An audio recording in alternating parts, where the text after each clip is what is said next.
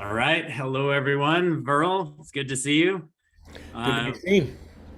we will let the guests come in here. It looks like they're stacking up right now. So um, while that's happening, I'm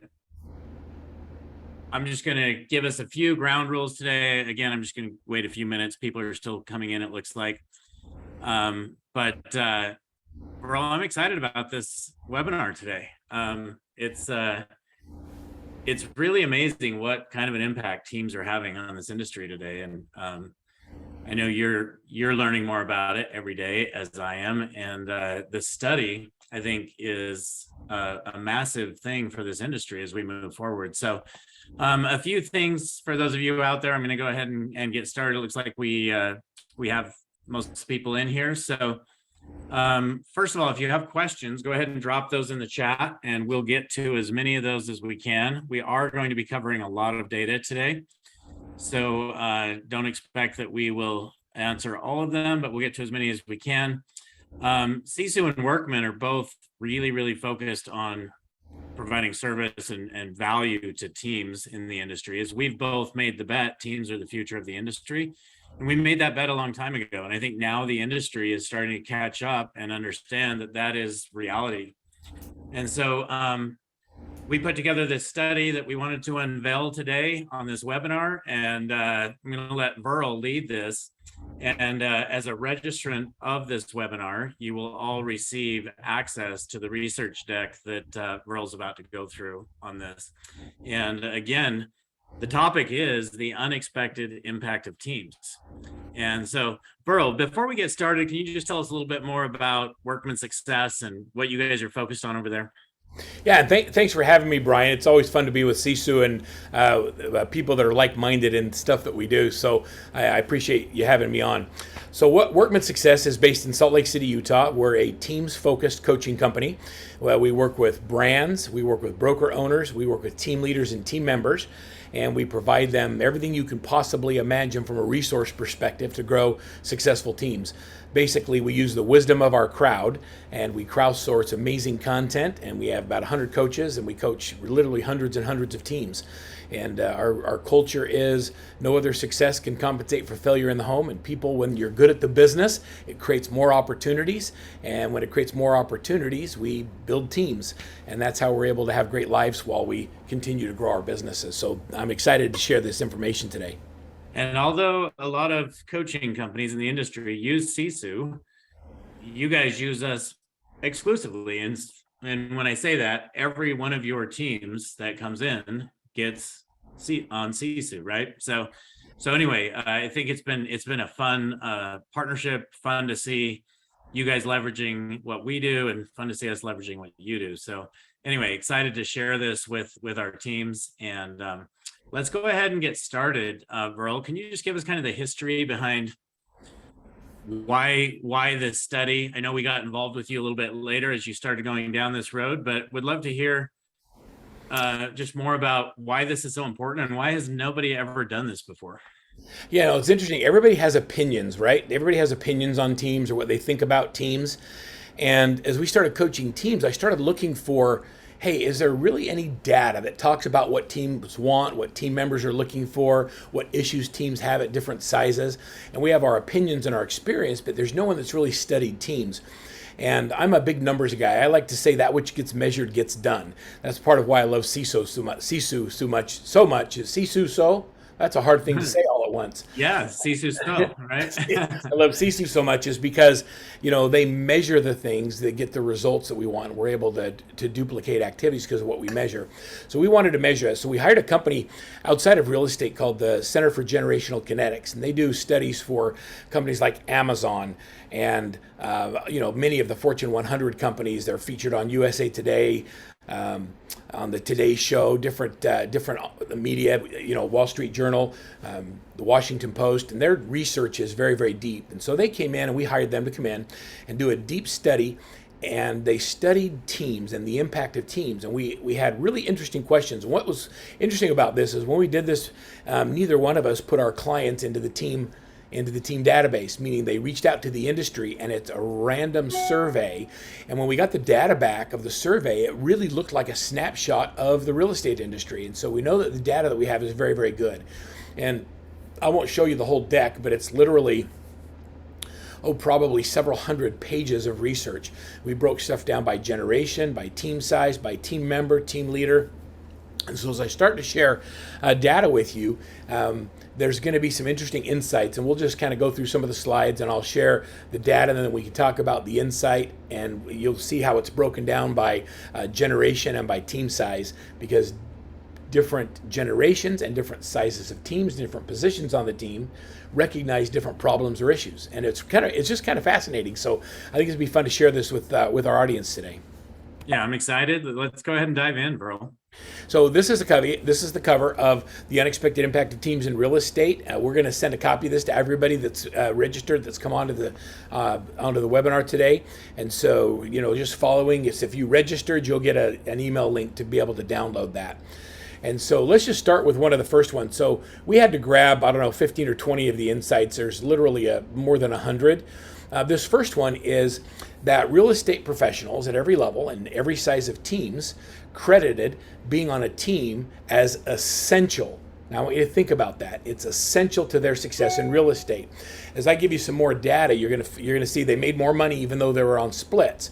And so if you look at the different sizes of teams, it's interesting, as the teams get bigger, the more essential it was to their success, because what we found is the bigger teams have deeper training and development. They've more systematized the onboarding and the development process of team members.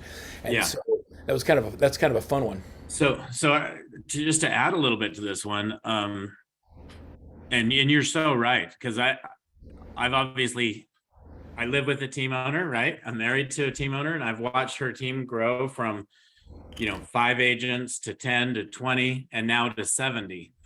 And as she's grown to 70, the amount of systems that are in place there, from the software systems to the leads, to the admin team, to the training, all of it, it's immense. And what I've found is a lot of the agents there, although they should be prospecting every day, a lot of them rely on the team leads to really generate their full business, right? So imagine, Verl, being a brand new agent today and coming in to the real estate industry and just joining a brokerage and not a team. What would the chance of success be? Well, I think the NAR has that. That's like 80, almost 80. That's like 78% don't renew their license in 2 years.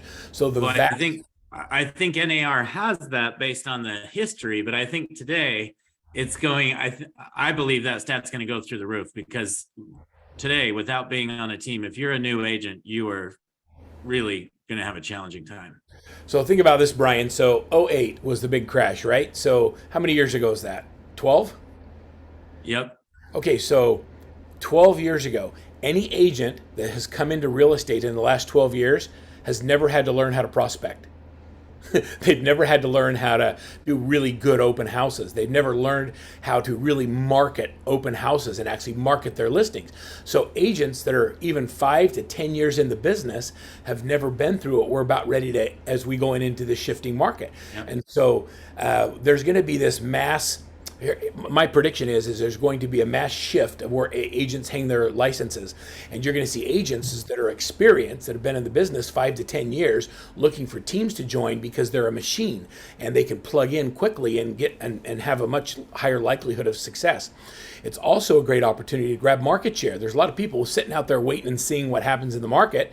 And our team leaders are like, we know what's happening and we're going to take market share while everybody else is trying to figure out what's going on. So this is a fun one.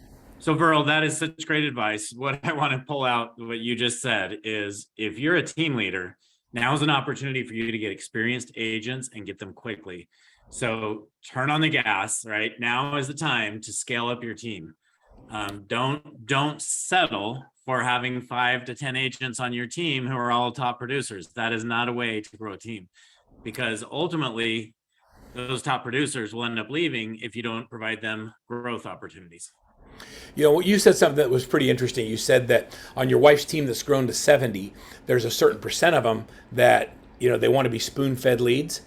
The Mhm. cool thing about a team is there's a place for everybody. I can have Yeah. hunters on the team. I can have people that want to do lead conversion, and I can have people that just want to show homes because they love houses. And it's okay. I don't have to make everybody be like me. I can create an environment where they get to be who they are and do the part of the business they love the most and become really good at it.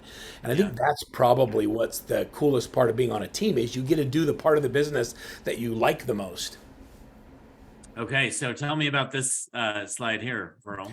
So this is really different. Everybody talks about the millennials and the Gen Xers and the different generations of who's going to want to work on a team and who's not going to work on a team. But across the board, we found that people in every age group, from the younger millennials all the way through the Gen X's, all had a very positive experience working on a team.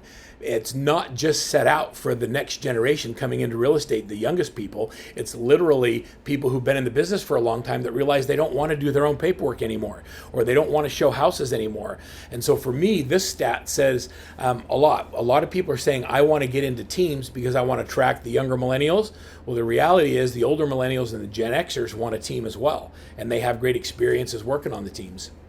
Yeah, no, you said this in the last slide, and I just want to emphasize, it's not about the splits.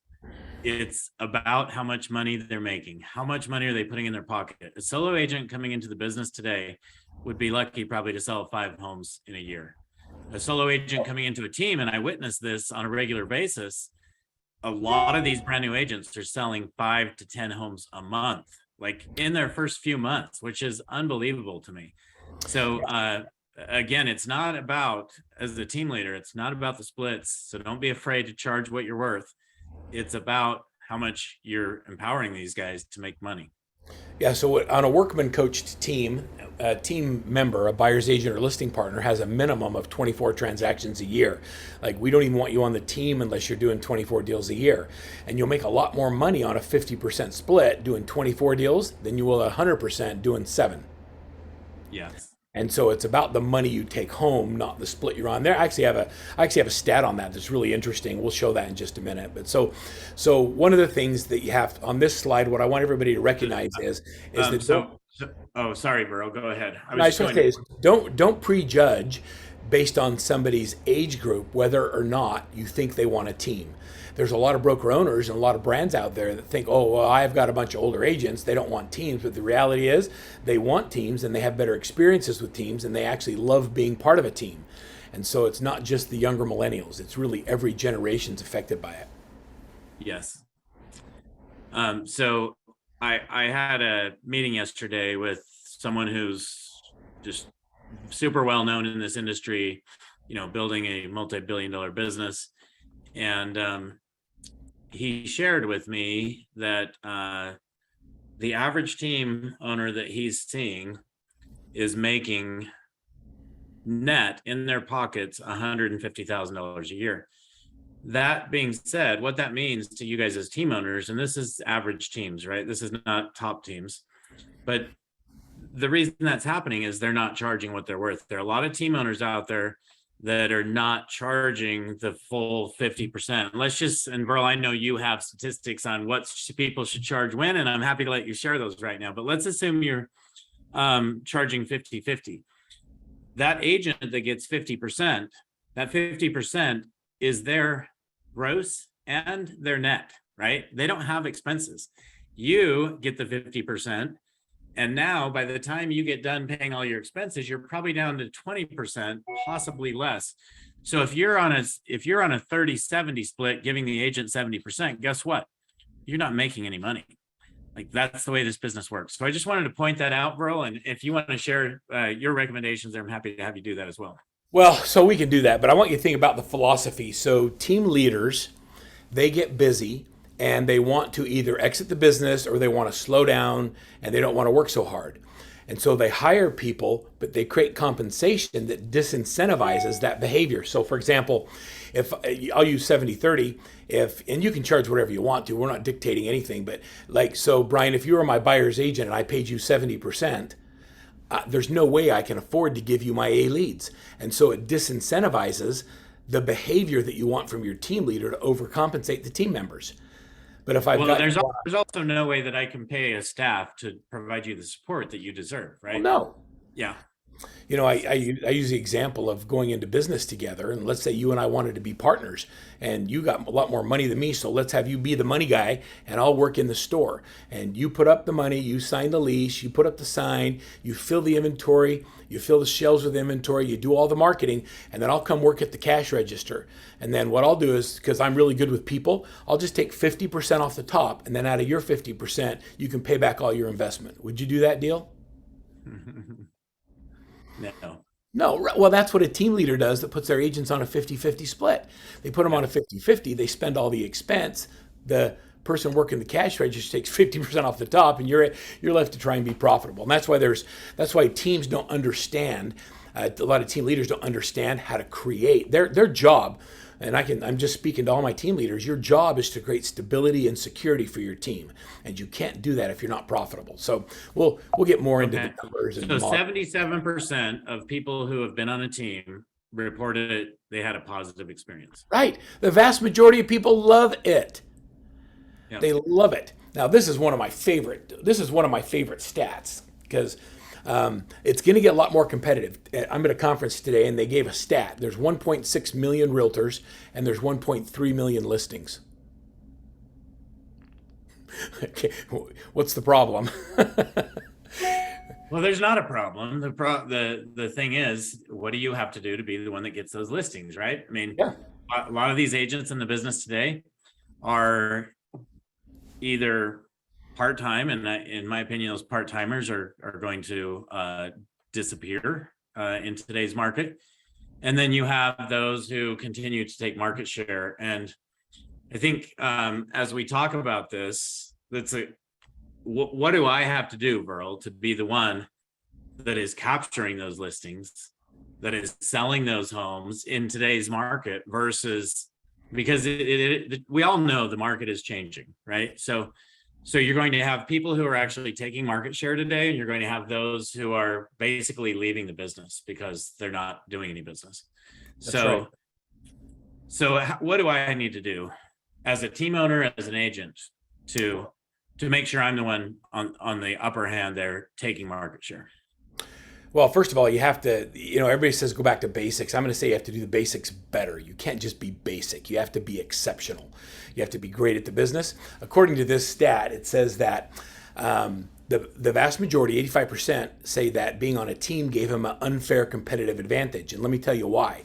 So as we dig deeper into the research, what we found is that specialization gives you an advantage. So I'll always play like we're role playing, Brian, but if I'm going to go sell your house and all I do is listings, and I do it 80 times a year, and I'm better at marketing, I'm better at staging, I'm better at negotiating, I'm better at making sure that we make price corrections or course corrections during the process, because all I do is listings and I'm a specialist at it, when the generalist comes in to compete, it really makes it hard for them to compete with me because I have so many more resources and tools.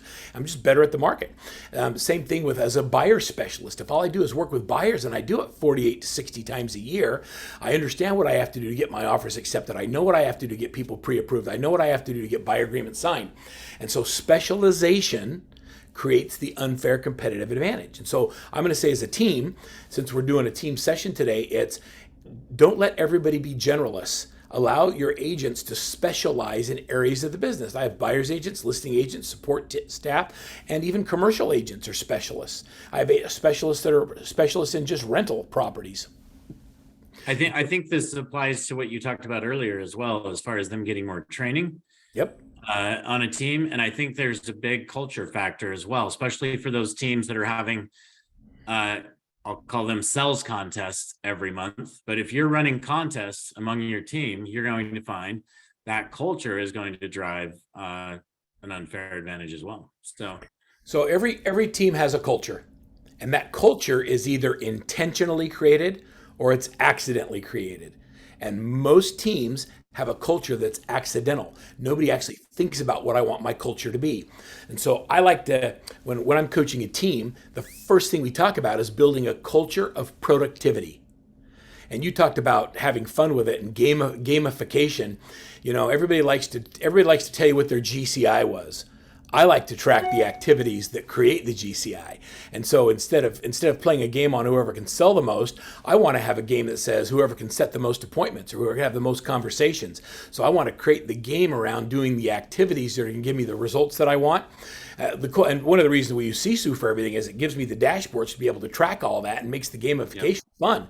So it makes it so it's not just someone's opinion of whether or not it's working. I'm tracking it, and I'm tracking it with technology that makes it accurate, and it's transparent so everybody can see how they're doing it. It makes people want to go harder because they want to be able to win. We do great prizes when we gamify sales contests.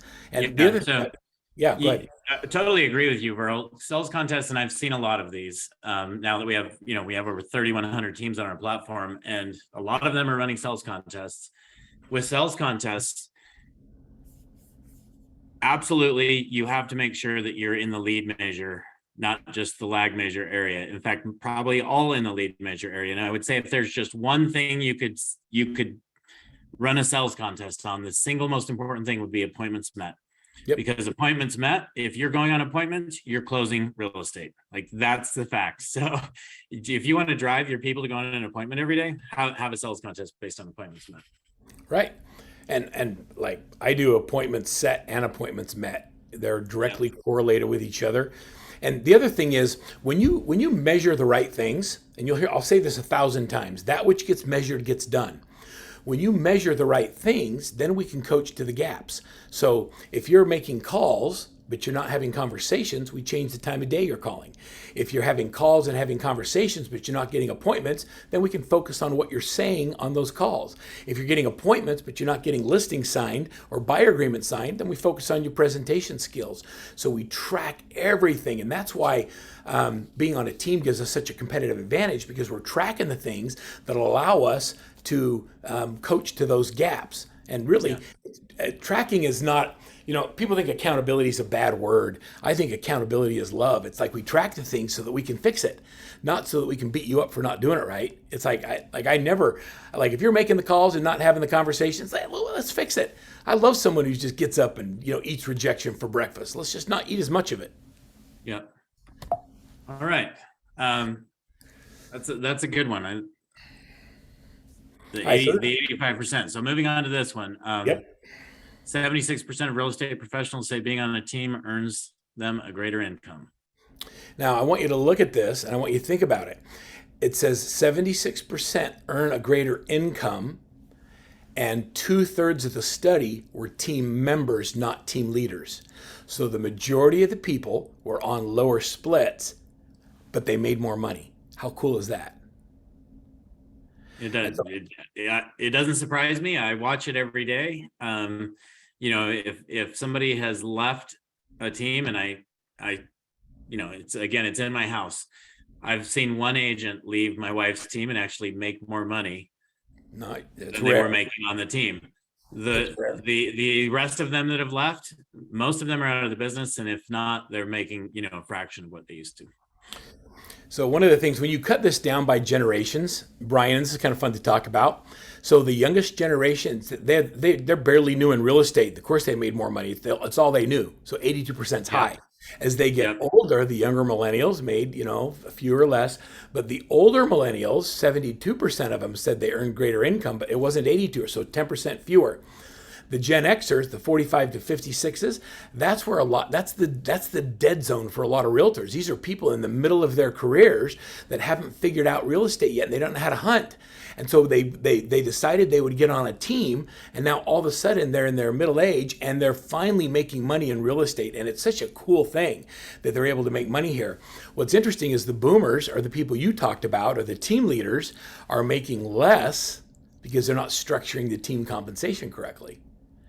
And they'll actually tell you that they made more money when they were an individual agent than they did as a team. And that means they aren't doing it right. So the statistics on this give us kind of the same things we've been talking about. They just back it up statistically, which I think is just it's just fascinating to me. That's an amazing stat. And it lets us know that the agents recognize that being on a team, they're going to make more money. So don't hesitate as a team leader to charge what you're worth. Yeah, and Brian, if people have questions as we're talking through this, you want them to use the chat box to go in and ask their questions. Yes, Is that yeah. right? So if you guys do have questions, go ahead and hit the chat. I'm not seeing any questions in there, Great. but and we also have people live while Verl and I are talking that will be addressing those from Sisu. So feel free to go ahead and put your questions in the chat. Perfect. So let's go to the next slide here. So I think I have a little bit of a, okay. Yeah, so this is interesting too. This talks about the size of teams and the income they earned. I want you to look at this. I'm letting you kind of check it out as you look at the stats. So very small teams, it shows what their annual income is. And when we get into the seven figures, we have a lot of people on small teams earning seven figures. See 23% on a small team, 18% on medium-sized team, 20% on large teams. But on the mega teams, we blow through the roof on the people over $1 million of income. So size of team matters when it gets to the amount of income or your total annual real estate income.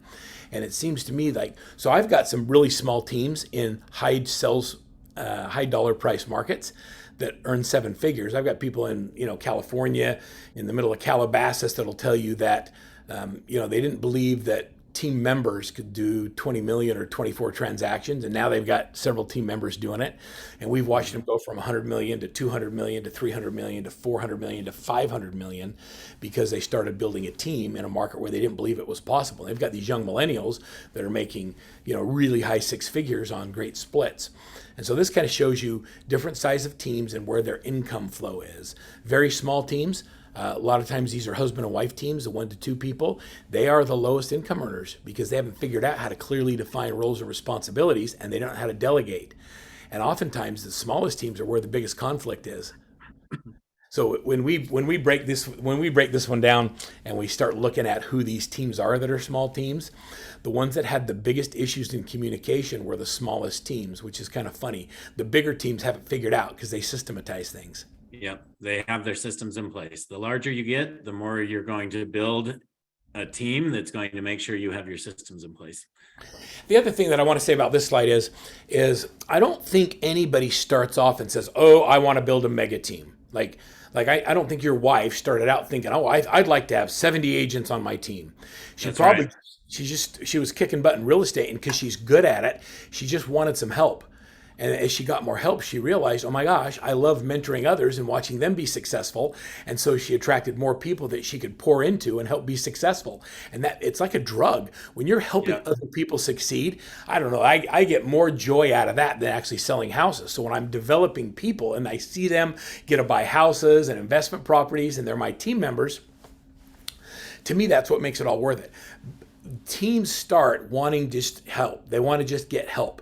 But as they grow, they recognize that leverage is real. And so they become methodical about how they grow. So here's a couple of things that we do when we grow teams. First of all, if you're 1 to 10 agents, or you're 1 to 10 transactions a year, you need a part-time assistant or someone that can just do your transaction management.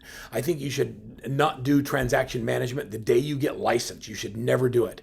Like I can't ever take you to that place where you're making $1 million a year if you spend any of your day doing $20 an hour tasks. It doesn't make sense, so outsource it. In that 20 to 30 transactions, that's when people start realizing, oh my gosh, this is like, I can make more money here than I could at a job. You've run out of friends and family and you're starting to do some deals. And so you add some help, maybe a showing assistant or a buyer's agent. And then the way that we add buyer's agents is simply a formula. For every listing you generate, you should close 1.5 buy-side transactions. For every listing you get, you should have 6 to 8 leads a month coming in. And for every 25 leads you generate, we add a buyer's agent. So regardless of your lead sources, when I look at all your lead sources, if you have 100 leads coming in every month, I need 4 buyer's agents. And so it's a formula. It's not, oh, I want to build a mega team. It's do we have the business that supports adding another team member? And because we systemize and track everything, we just plug you into the formula and we just add as needed. So Verl, we have a question, which is 45% of members on a larger team make over $1 million a year. I think that's, that's, if you'll go back to that last slide. Yes, right there. So if we look over on the far right, we're seeing 45% on a mega team making over $1 million a year. You just talked about that, and I think price points come into play here as well. But do you want to talk a little bit more and address that question? So what's the question? The question is, we're showing 45% here make over $1 million a year if they're on a mega team. That's a statement. So what's the question? So yes, that's true. Yes, that's the question. Is that real? Yeah, that's real. Yep. I mean, they Yep. gave you their real numbers. And so now we didn't run the statistics through like MLS verification of data. In our next study that we do together, we're going to run all the data against MLS numbers because Sisu will get involved earlier in the process. And so we'll have MLS data to back up the statistical data that comes out here. But, they just said, yeah, we make more money. And so as I'm on a team of this size, and then in another question, it says income, and then it broke down the income by generation and by team size. And that's a big number. I have a lot of teams that are teams of 5 and less that earn over $1 million. So having a mega team is not a prerequisite to earning $1 million of gross income. So I'm going to say I want you to double every year till you hit 7 figures. So if you're at 250, the next year I want you to be at 500,000. The next year I want you to be at $1 million. And once we get to $1 million gross closed income, then we'll focus on getting to $1 million net. And so there's a very methodical process that we coach to help you grow. And it's not about the number of people. There's a lot of factors, including average sales price, the number of transactions done by the team leader. The more deals done by the team leader, the higher the profitability, but the lower the lifestyle. So I think the question, let me maybe rephrase that question. Are we talking agents on teams, or are we talking team leaders? Well, so this broke it down by size of team, not by team leader. I have that data. I just don't have it on this slide. So I have to pull that up for you. I don't know. Okay. And so, yes, I'm saying that the owner can make over $1 million. Yeah. Okay. And the answer is yes, but they get there by helping their team members succeed. Like Yeah. if you want to build a team so that you can make a bunch of money off people, I am not the right coach. But if you want to build a team so that you can help other people have great lives, you'll get everything you want in your life. And if that's the mentality you want, then I'll help you. I'll help you for sure. But a lot of people start teams because they want to make more money. I start a team because I want to have a better lifestyle. I want to have a better time with my family. I want to be present when my kids are playing sports. I don't want to be on my phone all the time when I'm at family gatherings. And so I have other people on the team that can take that off my plate. And then when they have a game, I want to take it off theirs and have them have a great life too. So it's not about the team leader building a great life and making a boatload of money. It's about how do we create an environment where everybody on the team gets to succeed. For me, that's the key to leadership as a team leader. Okay. Thanks for the clarity there. Let's move on to the next one. I think we skipped over the last one. No, we did it. We went through it. It says they were more. Oh yeah, no, we didn't. You're right. It says real estate professionals are more productive and successful being on a team. And so it kind of goes to all the things we've been talking about. But when you talked about culture, the culture of productivity says, look, when we're on teams of different sizes, the team culture is we're productive. We show up every day. We do a daily huddle. We practice scripts and dialogue. We get on the phones and prospect, and we do it as a team. And when you have that rhythm of success, it's really hard to fail. You know why people fail when they get on teams? Because they don't show up and they don't do the work. It's not because the system's not working. And if they don't show up and don't do the work, it might be because of the leadership, right? So just make sure that you do have that culture that Verl just spoke about on your team. Because if you do, you're going to have a much higher success rate with more of your agents. You brought up, every time you say something, it makes me think about the industry issues that we have. And one of the issues we have is we have great realtors that now all of a sudden have team members working for them, but nobody's really developed them as leaders.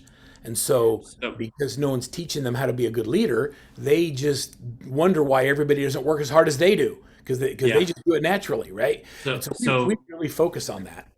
So Verl, I got into this business about 7-8 years ago. I saw that exact thing in my wife's business and really built Sisu.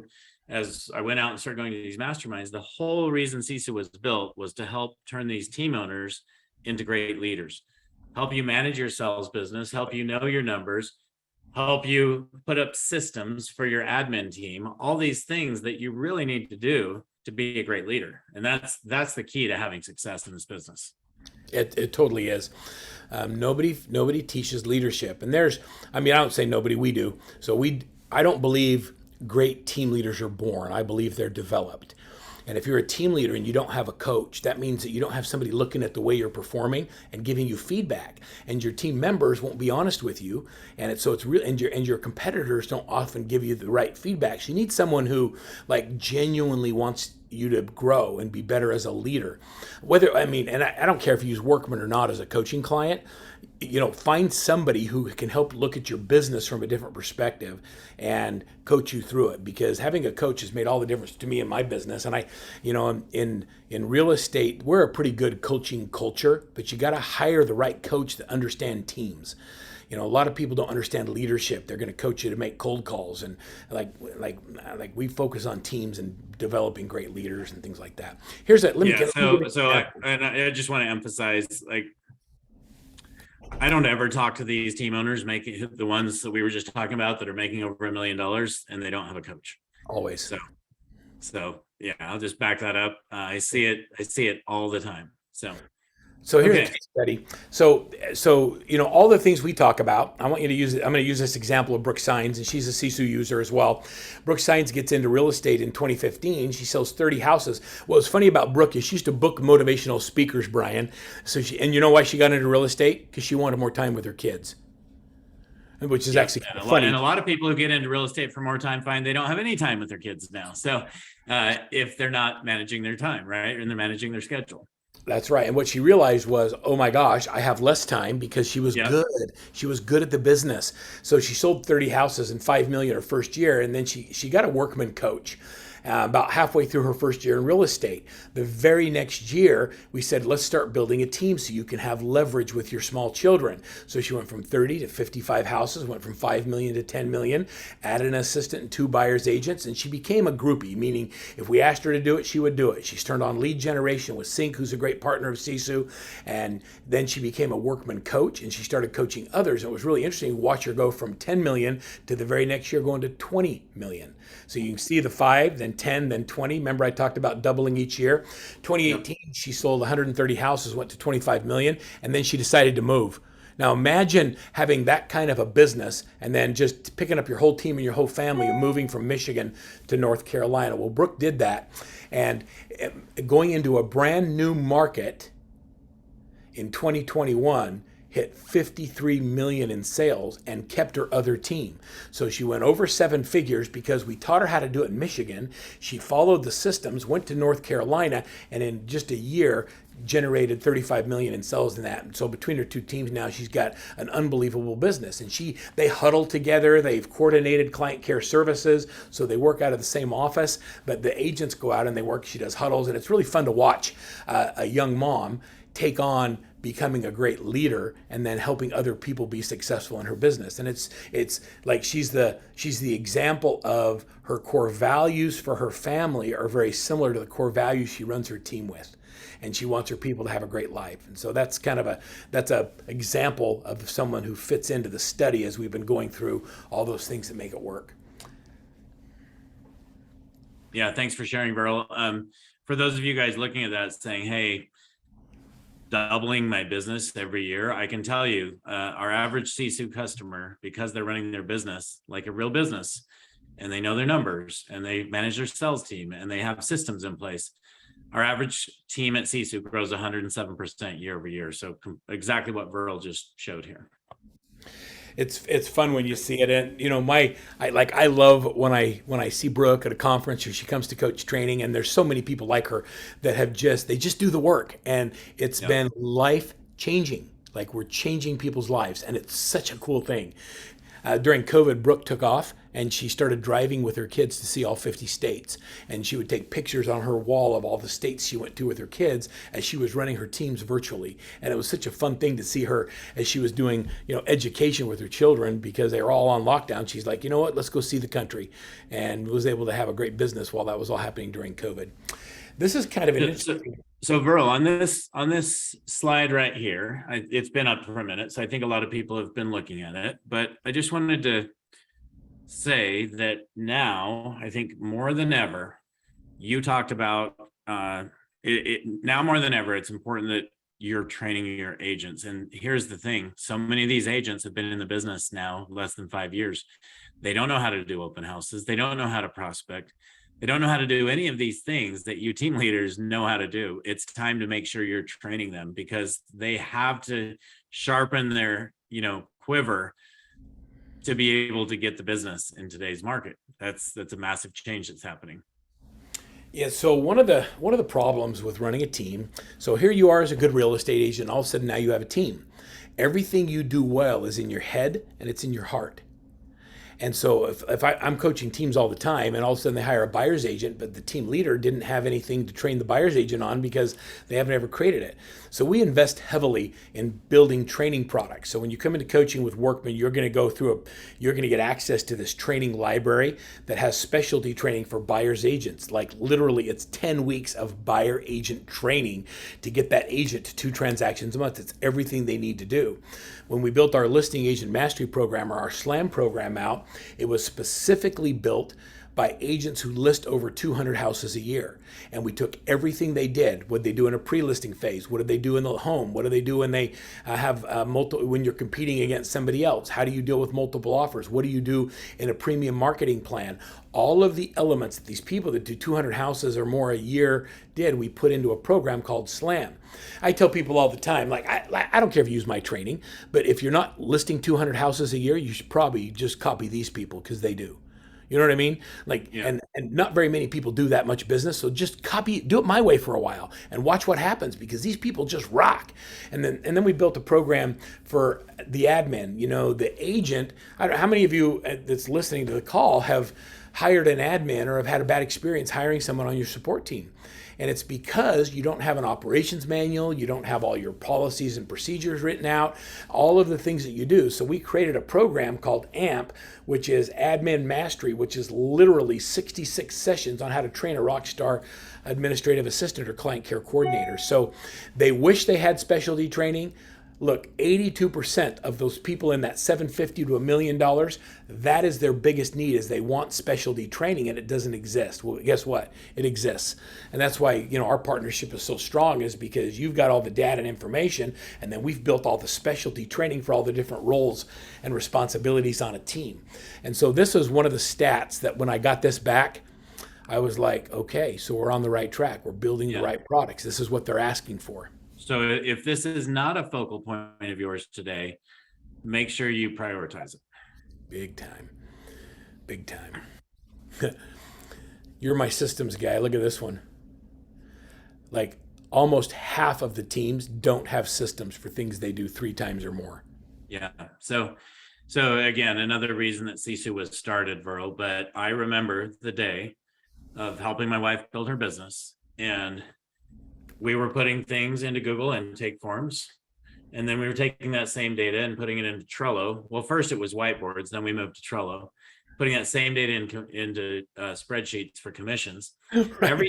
Every time you have that duplicate entry, it takes 20 minutes of your admin's time. So now if you add up your admin's hours in a day, I remember Spring back then, she had 3 TCs doing 150 transactions a year. She now has 1 TC with a couple of VAs doing over 800 transactions a year. So, I mean, if you think about that,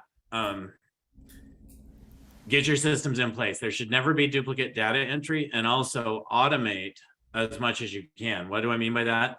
Well, if somebody goes under contract, and that email that goes out with all of the data around a transaction can be generated automatically without a TC having to go do that and send it to 5 different people, the buyer, the seller, the other TC on the other side, the mortgage company, the title company. Like, don't make them manually do those things, because there's ways to automate that kind of stuff.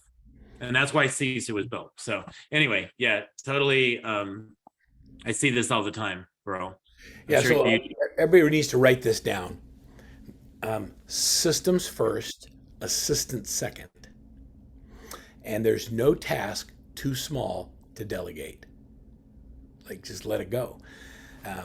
We don't team leaders struggle having somebody else do something. We do lots of stuff on like behavioral styles and things like that.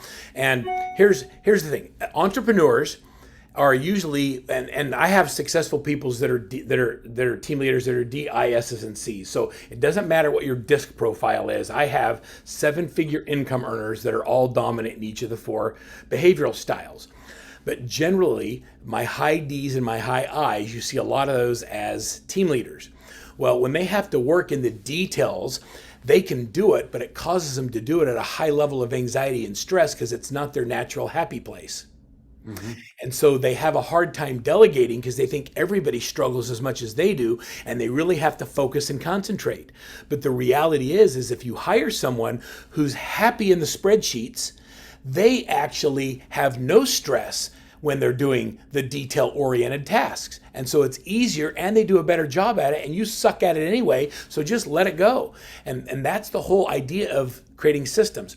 The other thing, Brian, that I think, and you tell me if this is consistent with the teams you see, is that it seems like at different levels of business, all of your systems break and have to be rebuilt to scale to the next level. Like what you're doing with Trello boards worked when you were a team of 10. But then all of a sudden, when you're 20, you're like, we're doing way too much duplicate entry for everything that we do. So I want to create my workflows in one place. So when a contract comes in, I set it and forget it, and it just happens. I don't have to go re-enter it into 2 or 3 other different platforms. And the problem with re-entering it into all those platforms is you're not getting the data out of any of those platforms that you need to successfully run a business. That's right. So I wanted to point out one thing here. And this is something I've learned from Spring, like since we got married 8 years ago. Like, she drills this into me all the time. If she ever sees me doing anything that, such as mowing the lawn, when we first got married, I would mow the lawn. I thought, I enjoy getting outside. But the reality is, let's just say you make $1,000 an hour as a team leader. If you're making $1 million a year, you're making $1,000 an hour. And now all of a sudden you're stepping in and doing those types of tasks, like Verl said, that you're paying somebody you could pay somebody $20 an hour to do. Are you ever going to be able to scale your business and grow your business doing that? And the answer is no. So yeah, absolutely get your systems in place. Single most important thing in a business, in my opinion. And now's the time to do that. It's funny. You talk about that. I say there's no task too small to delegate. Like, I never enjoyed mowing my own lawn. If you want to mow your lawn, great. I want you to do whatever you love. One of the greatest things, it's funny because I don't mow my own lawn. I don't change my own oil. I have someone that does that for me. And I was talking to me too now, Verl. I mean, I haven't mowed my own lawn in 7.5 years. Right. I don't even have a lawnmower, right? My older boys used to do it for me, and then they had a lawn mowing company, but the next generation, they're very different. Well, one of the greatest gifts and it's not just you having a better life, right? So I look at my wife. I've been married for 36 years. So we just had our 36th anniversary. And a couple years ago for Christmas, I was thinking about what can I give my wife that would make her happy? Well, there's 2 things she hates. One is she hates shopping for their food, and the second thing is she hates cooking it. So I gave her a home chef. And so 2 days a week, the chef comes in and cooks Monday and Tuesday, and then Wednesday they come in and cook Wednesday and Thursday. Those have been my greatest, happiest years of marriage. It's not that, and it wasn't even that expensive. What was important is that it was a task or something she didn't like doing. It caused her a lot of stress to always wonder what to feed the kids. And so when I took that off of her plate, it made her happier. Well, the same thing is true in our own businesses. What are the things that you're currently doing that you should let go of? Like, what are the things that you should delegate? I know you can delegate pretty much everything except probably your spouse. You shouldn't delegate that. But anything else, you can delegate it. Yeah. Well said, Verl. That's a great example. Thanks for sharing that. Now, here's a big one for brands. I'll tell you what, all the major brands need to see this because so many companies are team tolerant, but they're not team friendly and they're not team proactive. They'll adjust the program because a team leader is getting ready to quit. which is Yep. very different than having solutions for the team. So brokers and owners and brands pay attention to this stat, because 90% of real estate professionals believe that their major company should support a team model. That's pretty much all of them. So do you want to go after the 11% that don't? Or do you want the 89% that want a team model? And look at your own business and say, do I have the resources, the training, the development, the coaching, the systems, the contracts? Do I have all of those things that if somebody wanted to build a team, they would come to me for answers? Because if you don't, they're going to go to somebody else. Well, the other thing is team structure as far as pay. There are a lot of how to compensate. There are a lot of brokerages that don't yet compensate differently for teams, and if they don't, these teams will be leaving very quickly. Okay, so there's great companies that are great brands that are losing great agents because somebody else is messaging better to their team leaders. It's not that they have a better business model, and it's not that they have a better compensation plan, it's that they have a better message. So the question you need to ask yourself as a broker owner or brand is, what is the message that I'm giving to my people about whether or not they should create leverage in their life? Like I don't think it's my job to tell anybody you should have a team or not have a team. My job as a coach is to say, tell me what you want your life to look like, and let me help you create a business that supports it. And if it means we need to have some leverage and create a team, great. If it means you just need some broker-related services to plug into, that's great too. But you've got to have better messaging to your agents. I think that is one of the most important things that we talk about on this call, is that every single major brand needs to have a team solution that is real, not just lipstick on a pig. It's got to be legitimate, deep, and authentic content. Okay, that's well said, Verl. We have another question here. I'll address this really quick. Asking about duplicate entry, and yes, absolutely, duplicate entry it's one of the biggest challenges in this industry, and one of the biggest reasons Sisu was founded, and one of the biggest focuses of Sisu. So, if you're using a transaction management platform or an intake form, I mean, Sisu is much more than transaction management, but it's a part of what we are.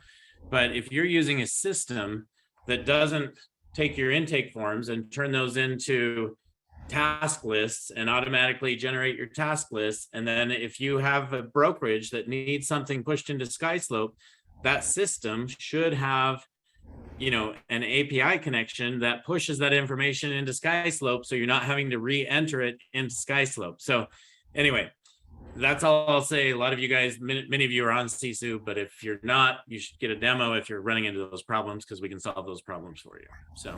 So one of the things that same thing with the CRM, right? If you're connected to a CRM, or if you're pulling data from a CRM, there's a lot of data in your CRM you have to pull into whatever that next step is. That should be done automatically, not manually. That's actually one of the reasons that we partnered with Sisu, is because of the open source mentality of leadership. Brian likes to make his content available to anybody that wants it, so that you can have the ability to have the dashboarding and the tracking and all of those things without doing multiple entry. And that was a big deal for us at Workman, because we have clients pretty much on every platform, and we wanted to make sure that when we plugged them in, that we had the ability to have consistency in the things that we were tracking and looking at. So if you want to have a better experience with your coach, open up Sisu to your coach as well, right? We can give them a free account where they can log in and access your data and provide you with better results, because they know where your breakdowns are. So this next stat, Brian, is a heartbreaking one for me, and it said that 55% believe that being on a team had the effect on their personal life that it hoped. That means 45% of the people that have or are on teams aren't doing it right. And that means there's a lot of opportunity for us to help them. So if it's not having the effect on your personal life, and you're not growing financially, then you're not doing your team right.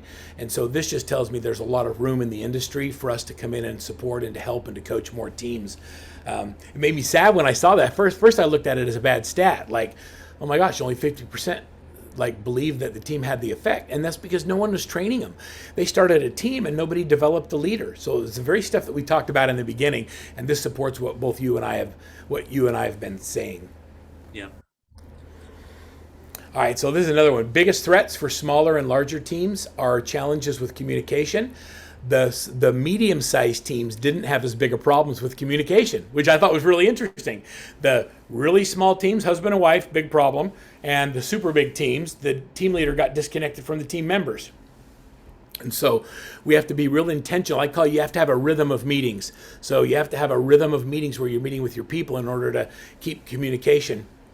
One of the things we do with our Sisu with our Sisu dashboards is it gives us talking points for our meetings. So because we're tracking the matrix that move the needle on our teams, it makes it really easy for us to have a rhythm of meetings and communicate. Are we on target? Are we not on target? What's our forecasting look like? What do we have in the hopper? I can do that with one click. So when you have the right data, it puts meat and meaning into your meetings. And if you don't have the right data, then you're just a talking head and nobody wants to show up for the meetings.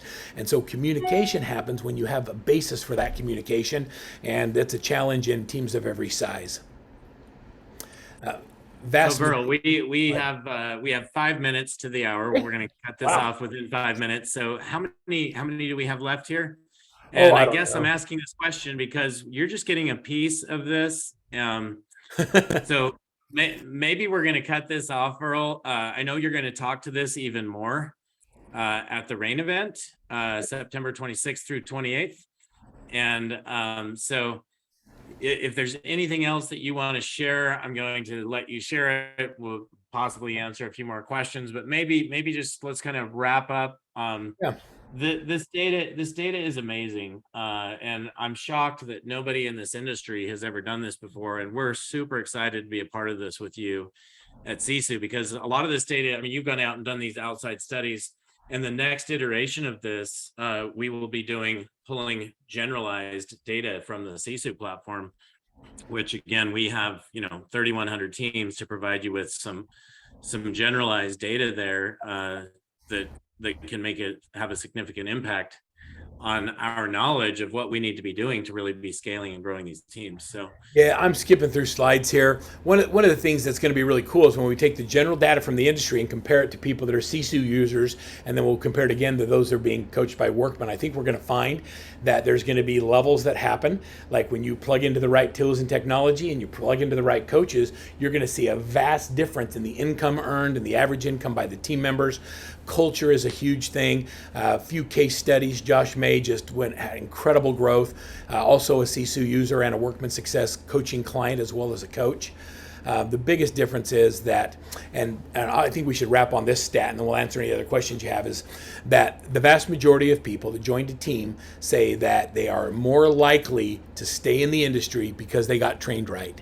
And so 81% believe that being on a team makes it likely for them to stay in the business. So you want to keep people in real estate, or you're a broker owner, or you're a team leader, you can bring new people in and they will stay in the business if they get on a team.